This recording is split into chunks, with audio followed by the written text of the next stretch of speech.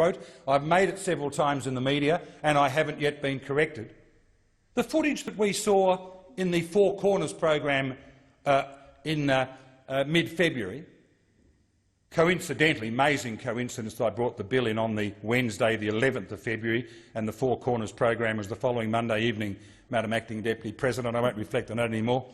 But it is the case, as I understand, that that footage in Victoria at that training track for greyhounds was commenced originally in November of 2014, and I believe I'm right when I say that the RSPCA were given that footage on Wednesday the 11th of February, and they closed the training track up the same day or the next day.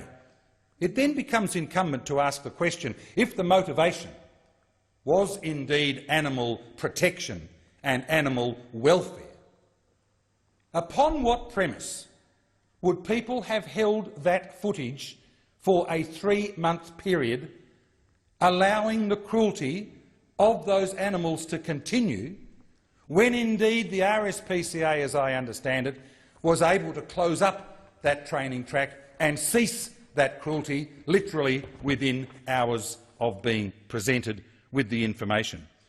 In this particular advertisement in today's newspaper, they go on about the term ag-gag, which I take to mean, Deputy President, the willingness or the legislation that would stop people from actually reporting. That's what I understand gag to mean. Well, how you can apply that to a bill that, far from gagging a person, Deputy President, it requires them, if they see what they believe to be malicious cruelty, it requires them to go to a responsible authority and to present that information. With regard to people who might be trying to covertly obtain information, I only make this point. Nothing in my bill prevents or precludes any person from acting legally. If they wish to protest, if they wish to gather outside a facility, all of that is legal. Any person in this country can act legally. But we must not take the law into our own hands.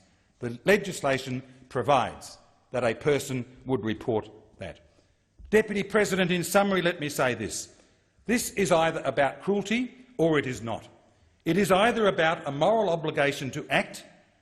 It is, in my view, the concern of the welfare and the well-being and the protection of animals, and I'm at a loss to know how holding that footage for 3 months works. Where is the test of human decency in an action that fails to protect the well-being of animals?